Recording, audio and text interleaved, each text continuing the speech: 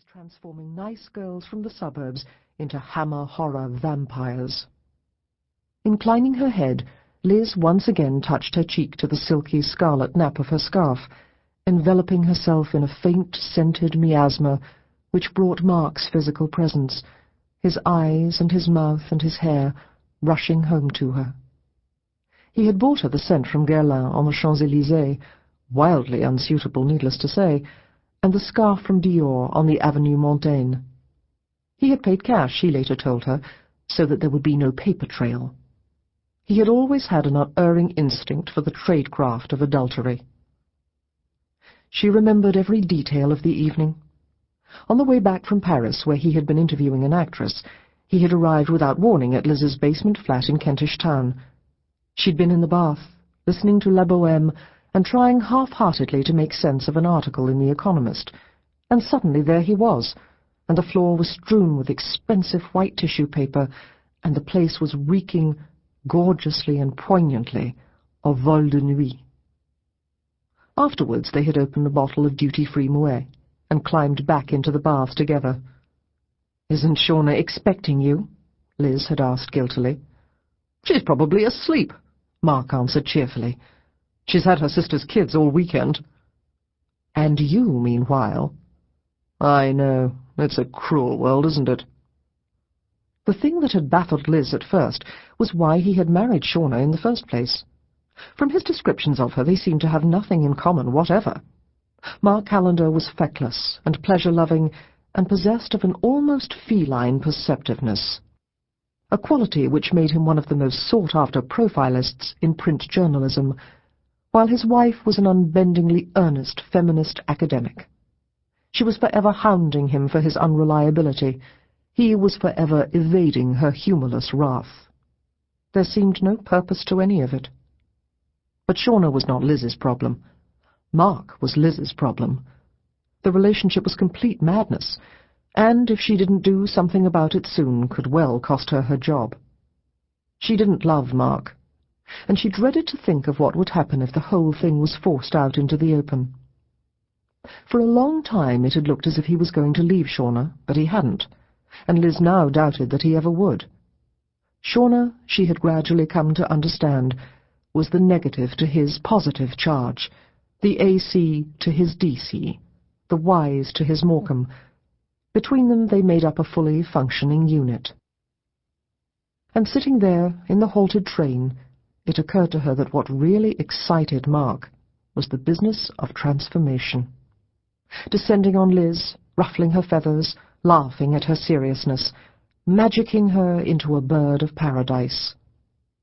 If she had lived in an airy modern flat overlooking one of the London parks, with wardrobes full of exquisite designer clothes, then she would have held no interest for him at all. She really had to end it. She hadn't told her mother about him, needless to say, and in consequence, whenever she stayed the weekend with her in Wiltshire, she had to endure a well-intentioned homily about meeting someone nice.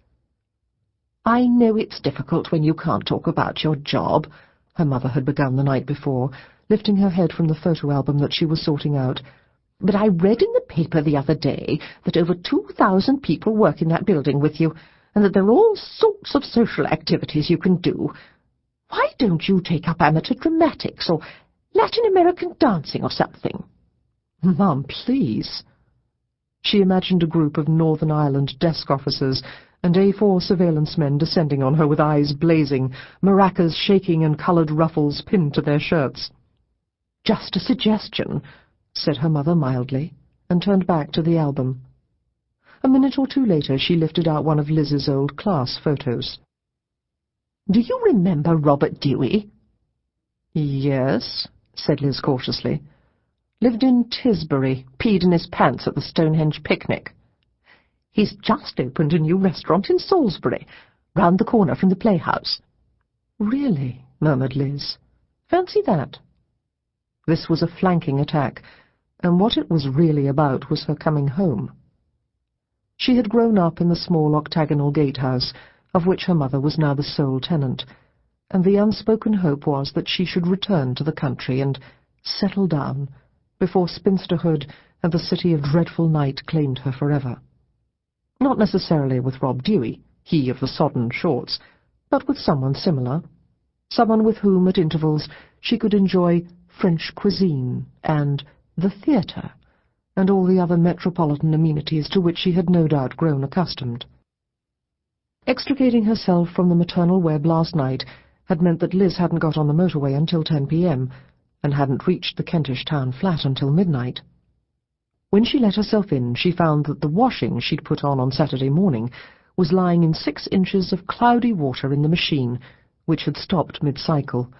It was now far too late to start it again without annoying the neighbours, so she rooted through the dry-cleaning pile for her least crumpled work outfit, hung it over the bath, and took a shower in the hope that the steam would restore a little of its élan. When she finally made it to bed, it was almost 1 a.m. She had managed about 5.5 hours' sleep, and felt puffy-eyed, adrift on a tide of fatigue. With a gasp and a long, flatulent shudder, the tube train restarted. She was definitely going to be late. Chapter 2. Thames House, the headquarters of MI5, is on Millbank, a vast and imposing edifice of Portland stone, 8 stories in height. It crouches like a great pale ghost a few hundred yards south of the Palace of Westminster. That morning, as always, Millbank smelt of diesel fumes and the river. Clutching her coat around her against the rain-charged wind, watching for the sodden plane tree leaves on which it was all too easy to turn an ankle, Liz hurried up the entrance steps. Bag swinging, she pushed open one of the doors into the lobby, raised a quick hand in greeting to the security guards at the desk, and slotted her smart pass into the barrier. The front of one of the security capsules opened. She stepped inside and was briefly enclosed. Then, as if she'd travelled light years in an instant, the rear door slid open, and she stepped out into another dimension. Thames House was a hive, a city of steel and frosted glass, and Liz felt a subtle shift inside herself as she crossed its security threshold and was borne noiselessly upwards to the 5th floor. The lift doors opened, and she turned left and moved at speed towards 5AX, the agent runner's section. This was a large open-plan office lit by strip lights, and lent a faintly seedy character by the clothes stand that stood by each desk. These were hung with the agent runner's work clothes. In Liz's case, a worn pair of jeans, a black Carrymore fleece, and a zip-up leather jacket. Her desk was spare, a grey terminal, a touch-tone phone, an FBI mug, and flanked to one side by a combination-locked cupboard, from which she took a dark blue folder.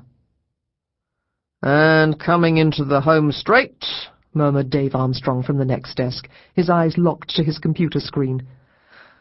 "Courtesy of the bloody Northern Line," gasped Liz, spinning the cupboard lock. "The train just stopped for at least 10 minutes in the middle of nowhere." "Well, the driver could hardly sit and smoke a joint in the station, could he?" asked Armstrong reasonably. But Liz, folder in hand and minus coat and scarf, was already halfway to the exit. En route to room 640, 1 flight up, she hurried into a washroom to check her appearance.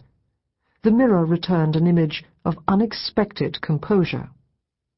Her fine mid-brown hair fell more or less evenly about the pale oval of her face.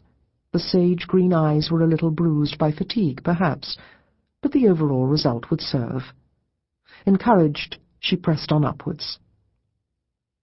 The joint counter-terrorist group, of which she had been a member for the best part of a year, met at 8:30 a.m. every Monday morning. The meeting's purpose was to coordinate operations relating to terror networks and to set weekly intelligence targets. The group was run by Liz's 45-year-old head of section, Charles Weatherby, and made up of MI5 investigators and agent runners and liaison officers from MI6, GCHQ, and Metropolitan Police Special Branch, with Home Office and Foreign Office attending as required. It had been created immediately after the World Trade Center atrocity, following the Prime Minister's insistence that there must be no question of terror-related intelligence being compromised by lack of communication or turf wars of